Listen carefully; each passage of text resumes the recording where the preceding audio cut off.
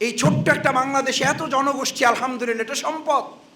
এখানে হিন্দু, এখানে মুসলিম, এখানে বৌদ্ধ, এখানে খ্রিস্টান, এখানে বুদ্ধিজীবী, এখানে লেখক, সাহিত্যিক, সাংবাদিক, ওলামায়ে কেরাম, কুলে মোটে মজুর, কৃষক, শ্রমিক জনতা, সকলের অধিকার নিশ্চিত করে আমরা একজন মর্যাদাবান সম্মানিত নাগরিক হিসেবে বসবাস করার জন্য বাংলাদেশের মালিকানা এক ব্যক্তির, এক পরিবারের কাছে এতদিন জিম্মি হয়ে পড়েছিল।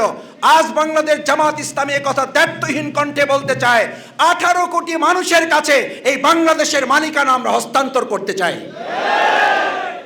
কোন একজন ব্যক্তি, কোন একটা পরিবার, কোন একটা দলের কাছে আর এই বাংলাদেশকে আমরা জিম্মি করতে দেব না। কারণ আমাদের এই সংবিধানে পরিষ্কার উল্লেখ করা আছে, পরিবারতান্ত্রিক বাংলাদেশ না গণতান্ত্রিক? গণপ্রজাতন্ত্র না পরিবার প্রজাতন্ত্র? গণপ্রজাতন্ত্র না দল প্রজাতন্ত্র? সুতরাং আমাদের সংবিধানের যারা বারবার সংবিধানের কথা বলেন, সংবিধানকে যারা শ্রদ্ধা করেন, সম্মান করেন, আমরা তাদেরকে সংবিধান এবং ইসলামের দৃষ্টিকোণ সামনে রেখে আহ্বান জানাতে চাই, আমরা নতুন করে আবার কোনো ব্যক্তি, আবার কোনো পরিবার, আবার কোনো দলের কাছে আমাদের এই দেশের মানুষকে জিম্মি করতে চাই না।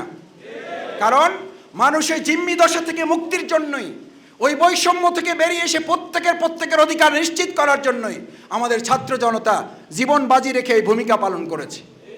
সেই ভূমিকার ধারাবাহিকতা রক্ষা করার জন্য আমাদেরকে 3টি কাজের সিদ্ধান্ত আজকে এখানে গ্রহণ করতে হবে।